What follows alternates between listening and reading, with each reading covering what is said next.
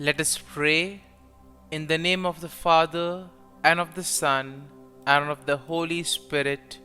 Amen.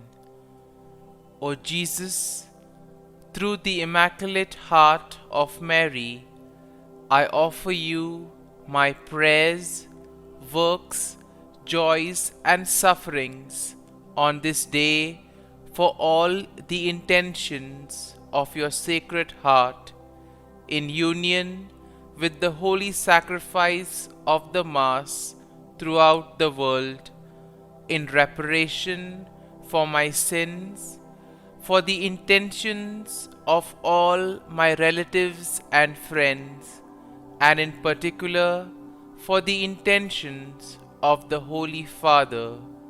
Amen.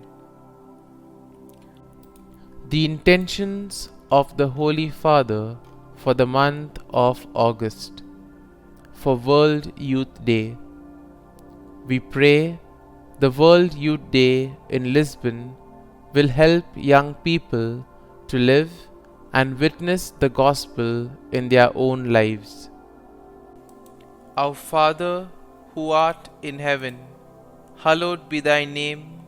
Thy kingdom come, thy will be done, on earth as it is in heaven.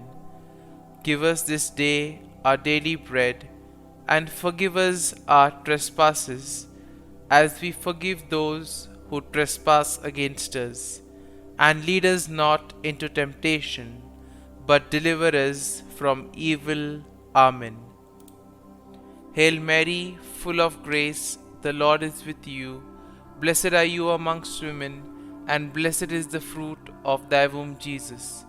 Holy Mary, Mother of God, pray for us sinners, now and at the hour of our death. Amen. Glory be to the Father, and to the Son, and to the Holy Spirit, as it was in the beginning, is now, and ever shall be, world without end. Amen. My dear friends, the Word of God welcomes us this morning. And as we prepare ourselves to enter in the presence of the Lord, as we get ready to welcome this new day, let us close our eyes at this moment and let us praise the Lord. Let us thank Him. Let us glorify Him for all the wonders that He has done for us in our lives, for all that He is doing, and for all that He will continue to do for us.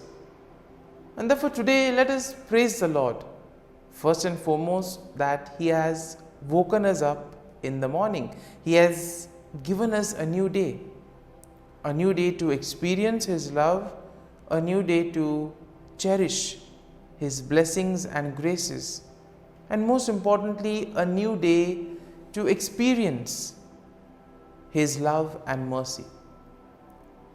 And therefore, as we begin this day, let us begin with this attitude of gratitude. Very often we see that we take things for granted. We may not notice the small blessings that we receive along the way.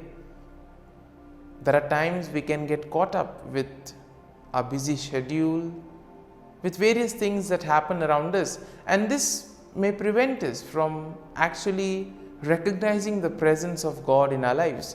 Therefore, as we spend time looking at events, looking at various activities that we do, if we look with them closely, we'll be able to see the presence of God in them. And therefore, first and foremost, let us thank the Lord for giving us good health, for protecting us and keeping us safe all through the night. He has always kept us in His love, and at every moment His gaze is upon us. He loves us and He always is guiding us and protecting us. And for that, let us praise Him, let us thank Him, and let us glorify Him. And therefore, let us also thank Him for the other things that He does for us in our lives.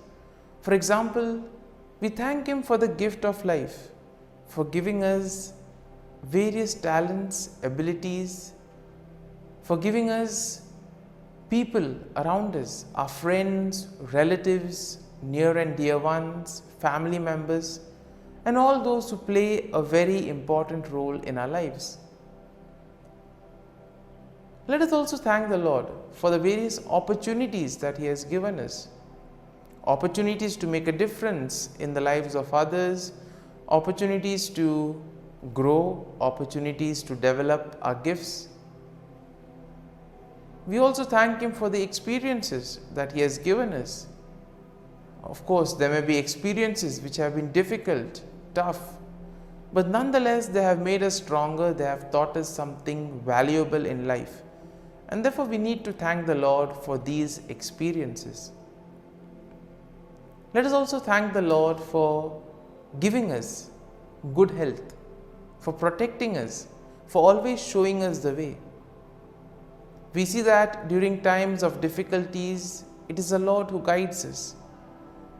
But for this to happen, first and foremost, we need to listen to what God is trying to tell us. And once we listen to His call, we need to surrender ourselves to Him. And this will imply placing our faith and trust in the Lord.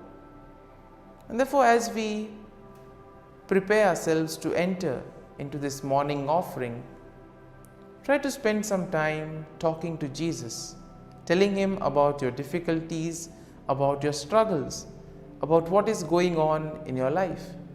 And Jesus, who has said, "Come to me, all you who are burdened, and I will give you rest."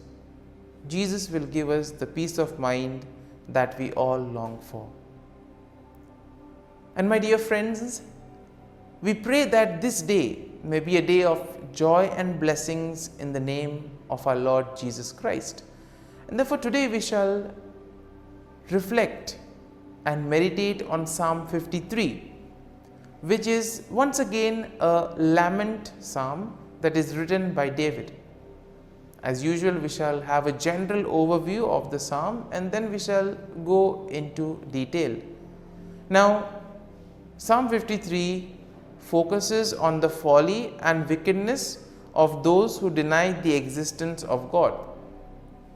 Now, this psalm is very similar to Psalm 14, and both psalms express the idea that denial of God's existence is a root cause of human wickedness.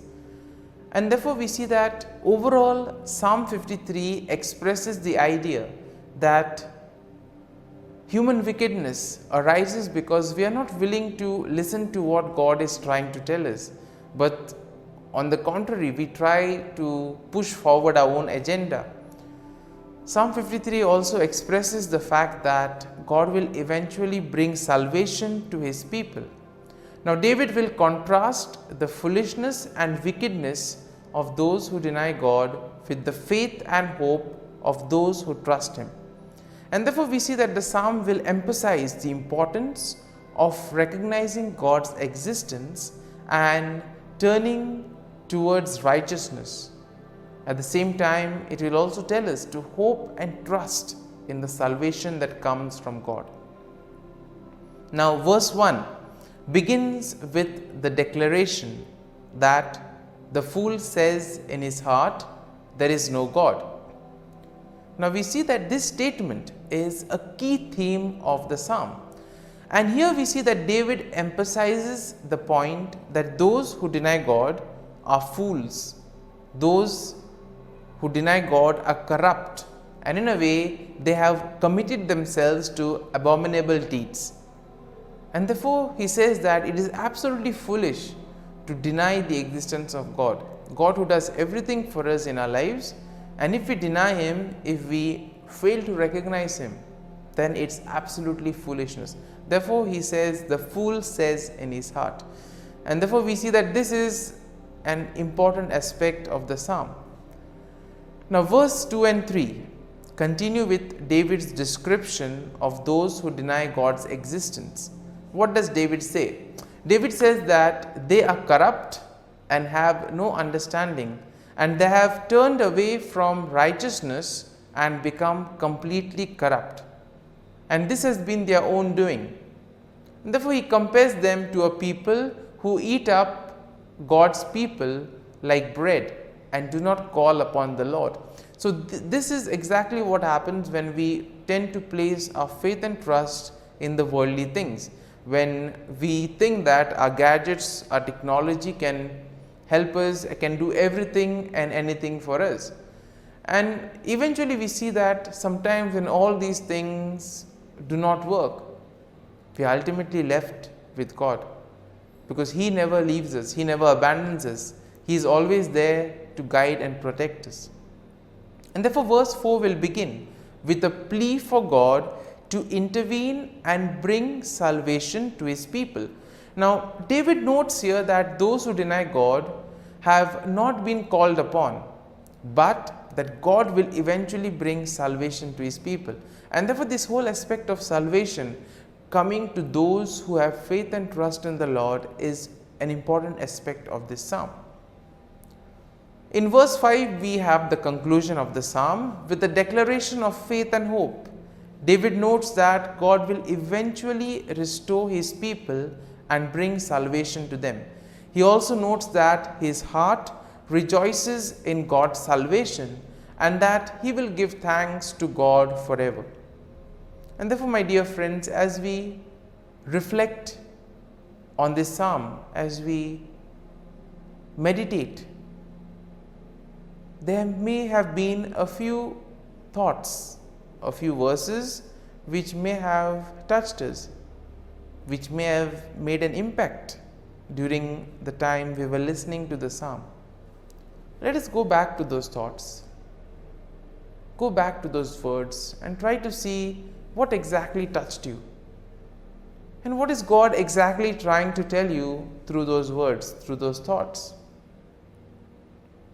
And try to apply it to your life and see what you need to do. And here you will realize that the Lord is telling us to place our faith and trust in Him, because He is always there, guiding us, protecting us. He will never abandon us. And therefore, my dear friends, as we spend a few moments in silence, reflecting, allowing the psalm to take root in us, let us thank the Lord, let us place our faith and trust in Him. And let us ask the Lord to be with us, guide us, help us in our moments of difficulties, in moments of trials, to be with us, to comfort us, and most importantly, to show us the way, so that we may be able to radiate His love and mercy to the world around us.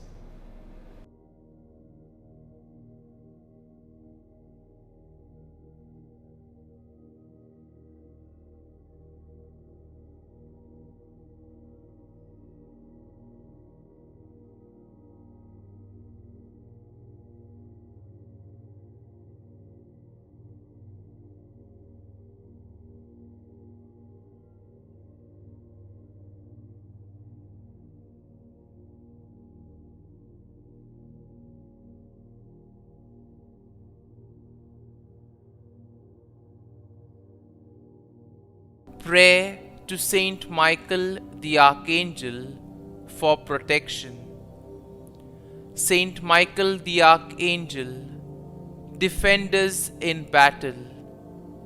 Be our defense against the wickedness and snares of the devil.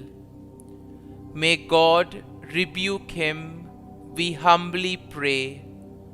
And do thou, O Prince of the heavenly hosts, by the power of God, thrust into hell Satan and all the evil spirits who prowl about the world, seeking the ruin of souls. Amen. Act of Adoration. O Sacrament most holy, O Sacrament divine, all praise and all thanksgiving be every moment thine. Saint Gertrude Prayer for souls in purgatory.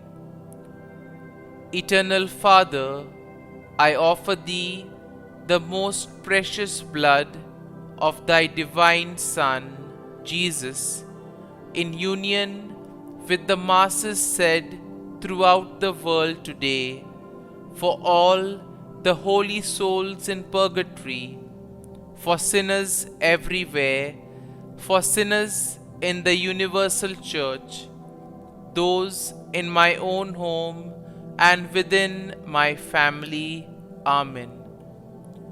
May the divine assistance remain always with us, and may the souls of the faithful departed through the mercy of God rest in peace. Amen. Glory be to the Father, and to the Son, and to the Holy Spirit, as it was in the beginning, is now, and ever shall be, world without end. Amen.